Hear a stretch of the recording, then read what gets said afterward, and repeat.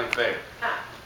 And every year I say, you know, seeing how it's always the first week of football, and when we start two-a-days and all that good stuff, and to try to have that fair too, and by Saturday the football team's just zombies because they're going through practice and they go out and run around that fair, and half the team has a 4-H animal and all that good stuff, so they're in that barn and they're in there late at night, and can we not just move this thing up a week? You know, it'd be great.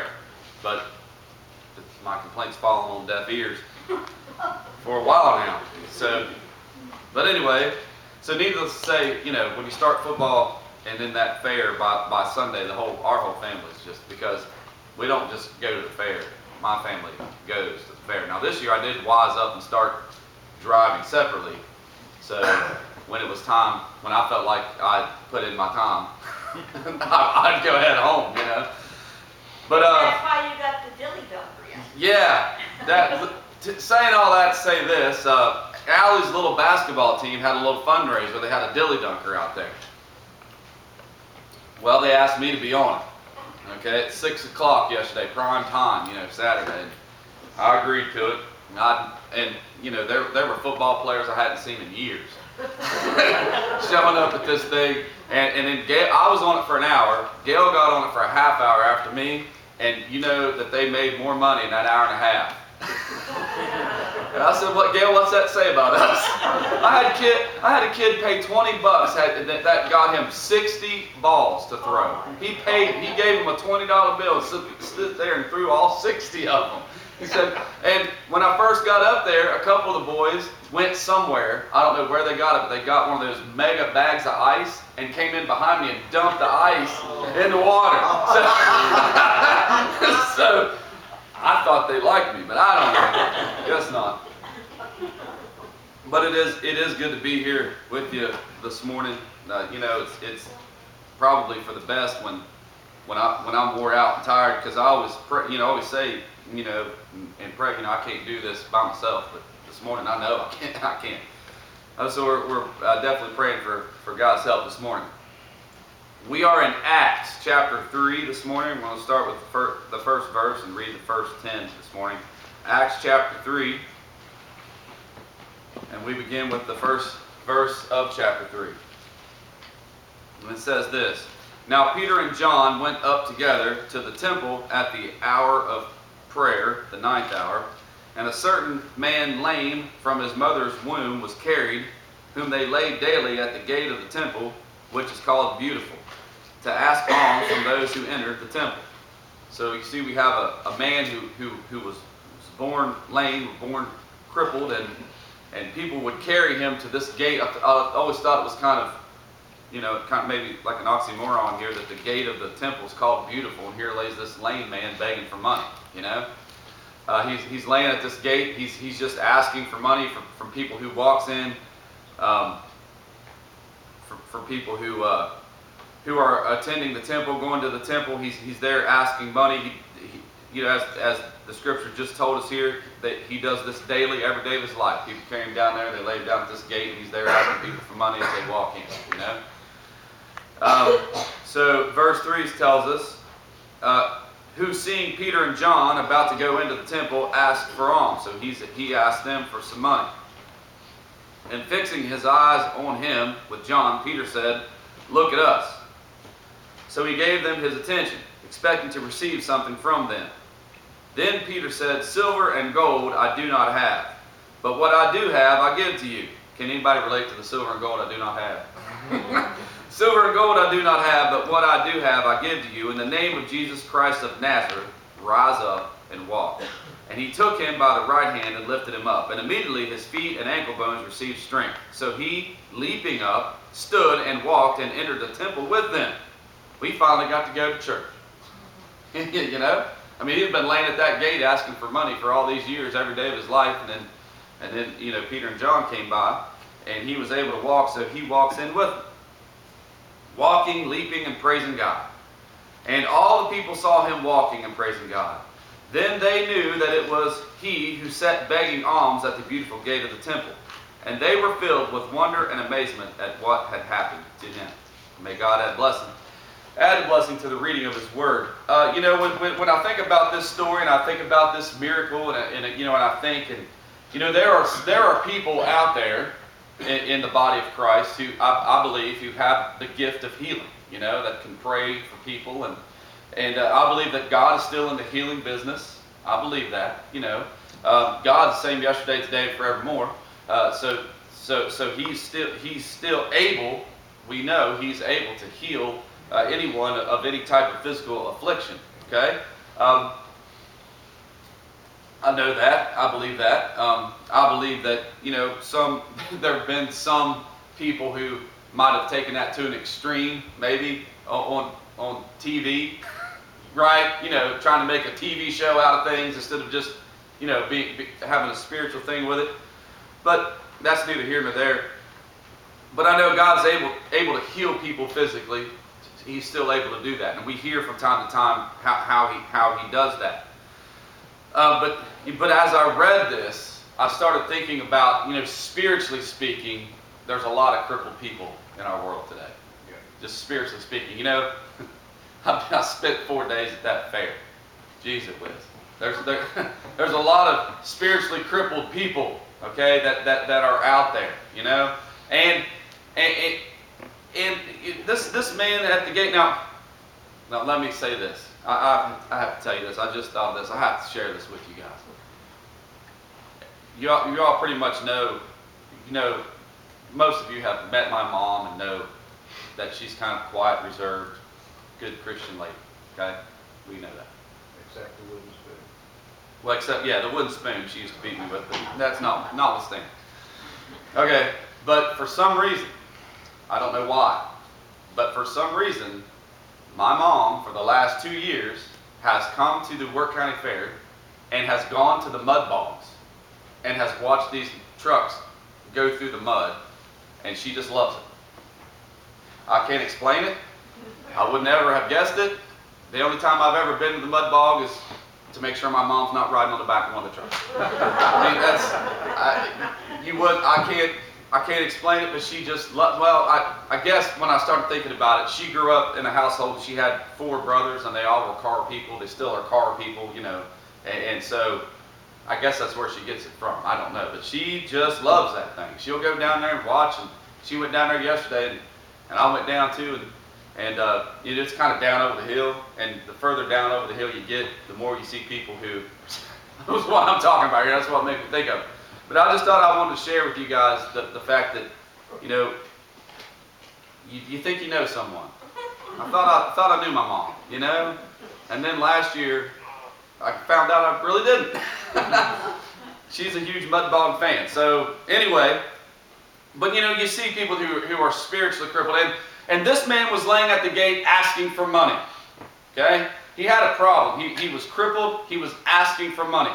Now, is money going to solve his problem? No. Then he's going to, I kind of thought about that. He's laying there asking for, now, granted, I understand, I'm sure he needed money because he was crippled. He was not able to have a job. I'm sure that he needed money. I'm not sure what his family situation was or anything like that, but he would need money. So he was asking people for money, but you see, he had a physical problem that money was not going to fix. Okay? So many people today have spiritual problems, are crippled spiritually, but they're asking for things and looking for things that aren't really going to solve their problem. Right. You see that? And so, this man was asking for money, and Peter and John come by, and they said, look at us, we don't have any money, right? But here's the key though, but what we do have, we'll give to you. And there it is. In the name of Jesus Christ of Nazareth, arise and walk. Okay? And so the man did. Now, myself, when I go visit someone in a hospital or when I go pray for people or talk to people who may be struggling physically, I'm not going, maybe it's my fault, but I don't go in there saying, hey, arise and walk, right? Because I don't know. That's just, that maybe it's just more, maybe I'll grow into that someday, but I don't have that kind of faith right now to say that. Because what if they don't? You know what I mean? But Peter and John were so connected to Jesus, you see, that they were able to. But again, this had nothing to do with Peter and John. It's not their power, right? It was the fact that they were in a close relationship with Jesus and knew Jesus and was willing to offer Jesus to this man and to help him. Okay, because they didn't just help him that day. See, they probably had a little bit of spare change or something. They could have just flipped to him and said, "Here you go, buddy," and go on about their business, right? But they were ready to offer him Jesus, who would fix this man's problems for a lifetime. Okay? With us today, I believe that we come in contact with many people in different various places in our lives who are in a spiritual need. Okay? And we might have some spare spiritual change in our pocket. Said, "I'll pray for you." Flip them a coin and keep on going. Well, we'll be praying for you. That's a standard Christian line, right? We'll be praying for you. And we might, and that's okay. But I believe that, sometimes, and I know I'm guilty of this, we have our own things going on in our life. We all have our own problems to deal with, right? We all have stuff going on. And so when we see someone who's in need, it's very easy. See, Peter and John, they had places to go. They were going to church. They were going into the temple, right? And they could have very, very easily just walked by this man and said, "Here you go, buddy. Little coin, flip it, and go on in." And felt, "Oh, thank you, Jesus. We just did something good for you." Right? And I feel good about myself. Just did a little something, But they, you see what they did though. First of all, they stopped. Right? Sometimes when we see people who are in need, the first thing we have to do is stop. Just stop where we were going and what we were doing, and stop and give them the time of day. We have to make sure that we do that, because I'm very guilty again of just keeping on. I've got things to do. I'll be praying for you, and just keep on going. Okay, so they stopped. Then they also said, "Hey, look at us." So the guy was just like, he's doing this every day of his life, "Can I need some money? Money, please." He's just sitting there, probably had his eyes down. Probably a little, he's just done it every day, right? So they said, "Hey, look at us." Made some eye contact, made a connection. See that? So they stopped and are trying to make a connection with this guy. They want to say, "Hey, we're actually genuinely concerned about you. Let's make a connection here." So I've talked to people, it's close friends of mine. When how it is, if someone you just have an acquaintance with asks you how you're doing, you say fine, right? But if it's one of your close buddies that you talk to a lot and they say how you doing, you kind of tell them how you're really doing, And sometimes these guys will be like, they'll be like, "Oh man, sorry about that." And you can tell, well, okay, they don't really, thanks. Yeah, they don't care. And then other times, but there's some times when people will like, you can just get a sense. They have stopped whatever they're thinking about, and they're making eye contact with you. They're actually genuinely listening and care about what you're saying. And you can see, we have this built-in human nature where we can, tell when we're actually making a connection, right? And so this man was able to see that Peter and John actually, they stopped and they said, "Look at us, and let's make some eye contact here, and let's make a connection here," So they had to stop what they were doing, and they're trying to make this connection with this guy to let them know that they genuinely cared about him. Okay? And again, he was asking them for money, and they said, "Well, we don't have any money, but we know we know a guy." Okay? Now, if I needed help with something, all right, let's say, I don't know, let's say there was a plumbing issue in my house, which we had one time. But anyway, let's say there was a plumbing issue, and I couldn't call my dad. Okay, that's the first person I called. But let's say I had a friend say, hey, wait, yeah, I know a plumber. He's the third cousin, second removed from so and so. I know a guy that knows a guy that knows a guy that knows a good plumber. I'm not really going to feel all that confident that I'm going to be able to get that guy in here. But if a guy says, I've got one of my best friends is a plumber, and I've got his number right here. Let's give him a call. I'm going to feel fairly confident that plumber might show up. You see what I'm saying? So for us, if we have a personal relationship with Jesus Christ, right? Said, hey, I know a guy. I talk to him every day. He's here to help. He can help you in any situation you have. He can help. But sometimes Christians are like, God's out there somewhere in the vast spaces of heaven somewhere. He's way, way out there somewhere. And, you know, I know, I have witnessed to people and they've said this. You know, I know there's a God and I know, but he's way up there in heaven and there's all these problems in the world. He can't have time to worry about little old me. You see, kind of selling God short, you know. Because as I said in my prayer this morning, God is a big God. God can handle everything that's going on in the world and your problems. Because, let me remind you, I've said this before, but everything that's going on in the world has not taken God by surprise 1 second. There's not one thing that's happened in this world that caught God off guard. Right? I've said this before. God's never said, man, I didn't see that coming. Okay? God's never said that. Everything that's ever happened has been preordained to happen. And it's just now unfolding for us. God already knows what has happened, what is happening, and what will happen. He's in control of things. And he's not up there wringing his hands wondering what's going to happen next. Okay? So all that stuff that we think, man, there's a lot of stuff going on in this world. And that's true. But God's in control of things. So he's able to be in control. The Bible says that, you know, basically, the earth is his footstool. Remember Bible school, for those of you that were here?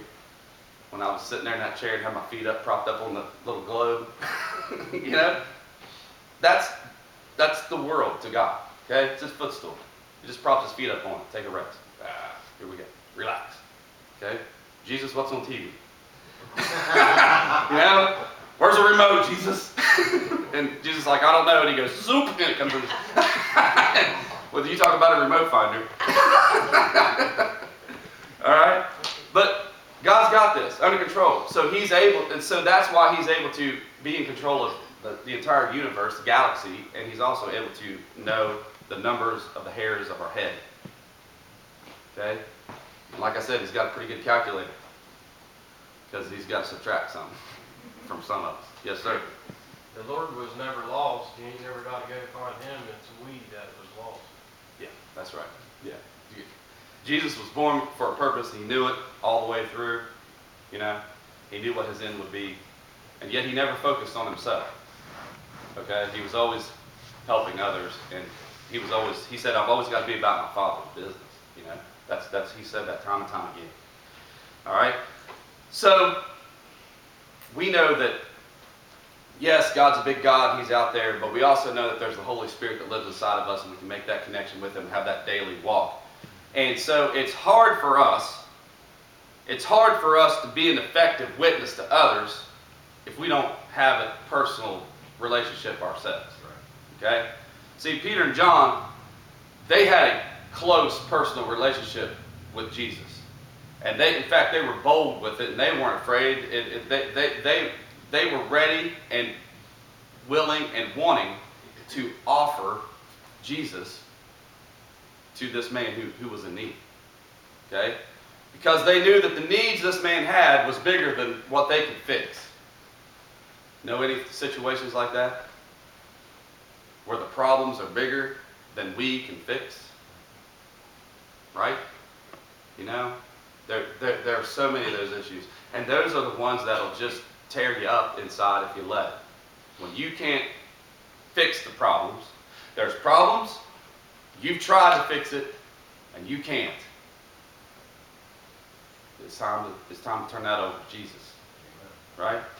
Silver and gold, I don't have what it takes to fix your problem. But I know a guy. You see what I'm saying?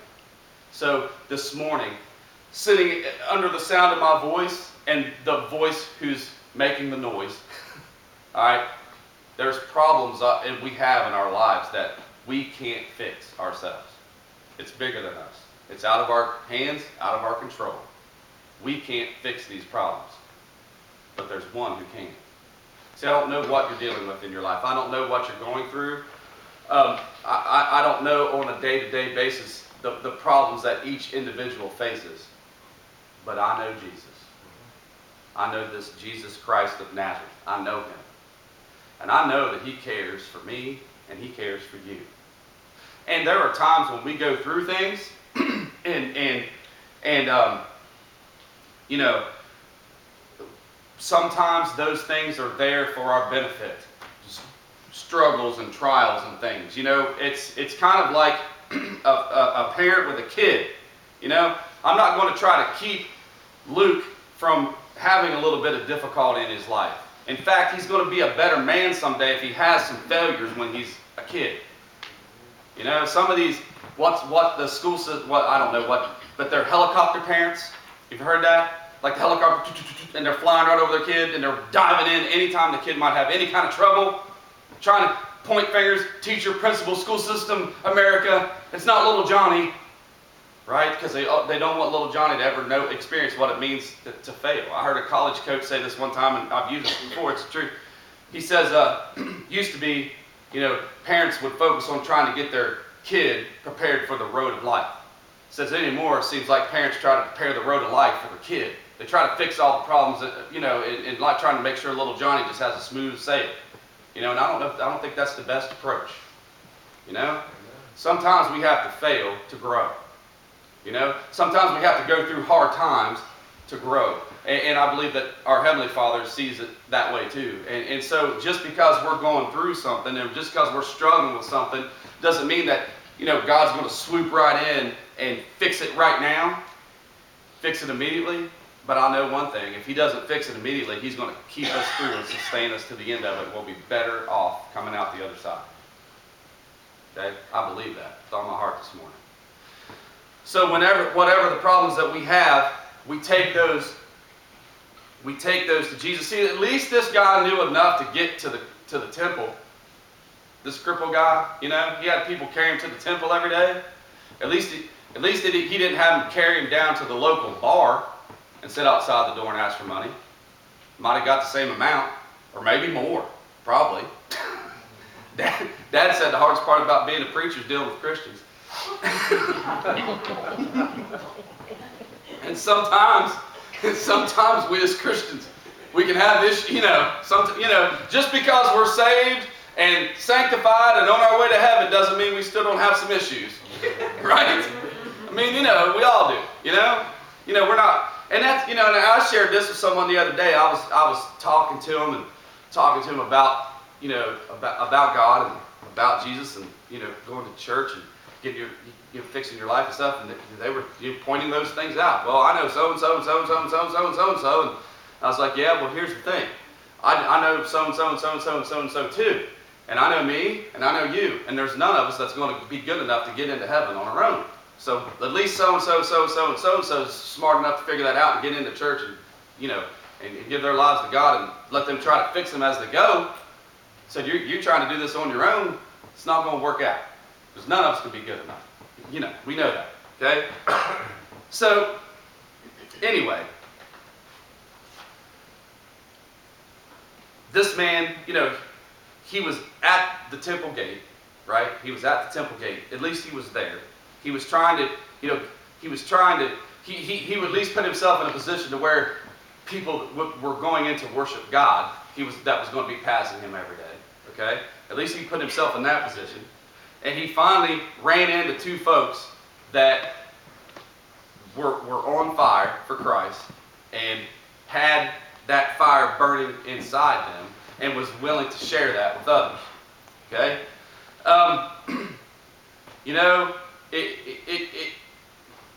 It's what it comes down to is how much of Jesus we have in us is going, when we get enough inside of us, it'll spill out to others. You see what I'm saying? When we have enough of that inside of us, it's just naturally going to flow out of us into other people. You see, when I'm close to Jesus, when I am prayed up and read up and having that close walk with Jesus, I'm better. I'm a better person. I'm a better human being than when I'm not. And when I'm close with the Lord and my walk is close to the Lord, I look at people differently. People don't annoy me quite as much. I'm looking at them in a different view. I'm looking at them instead of saying, man, I'm looking at them like, this person really needs some help. And I can't help them, but I know someone who can. You know, I look at things differently when I'm walking close with the Lord. I do. Like, yeah, I remember there were times when I go to the Wirt County Fair that in years past that I wasn't very close to the Lord, and I was walking around thinking, this is the dumbest place full of the dumbest people I've ever seen in my life.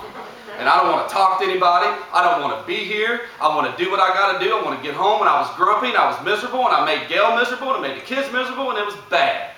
Shame on me. Shame on me. You know?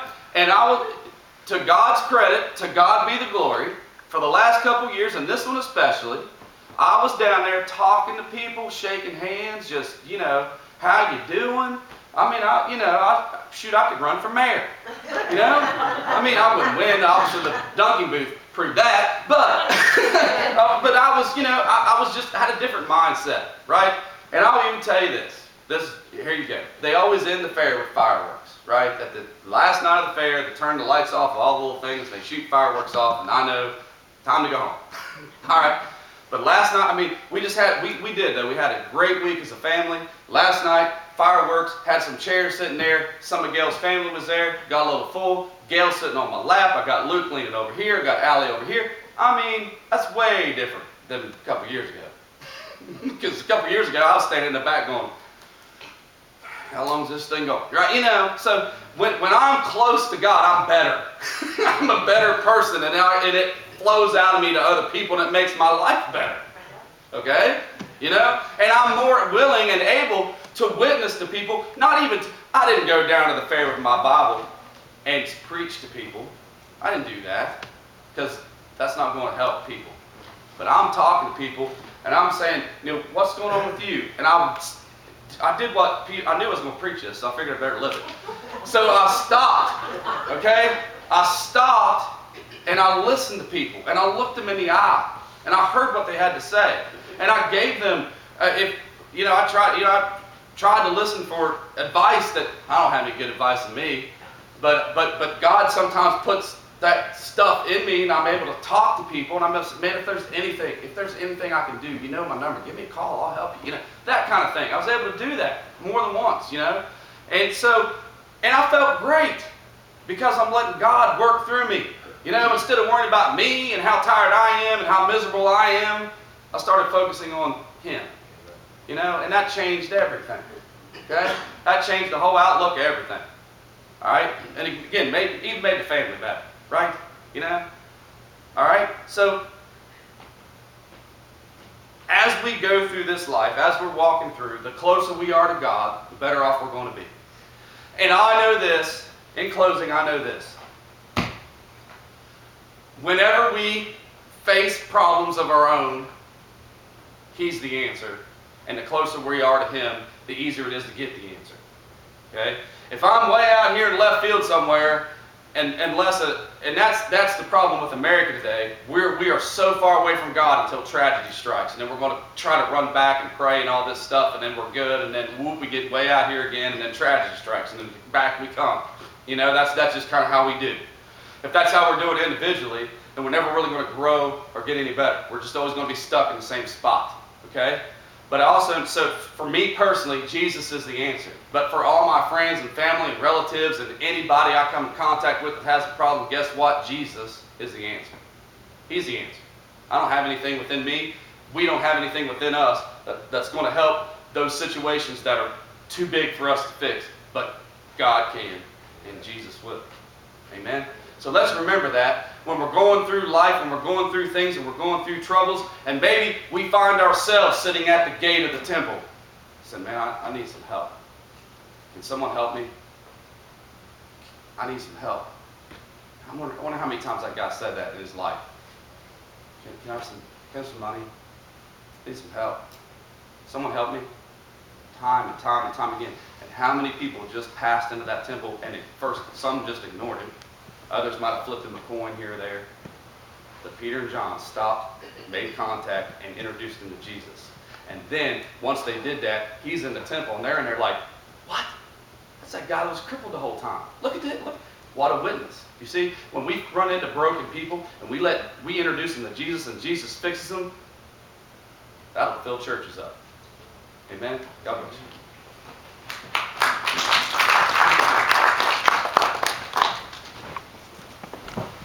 Well, I guess you'd say that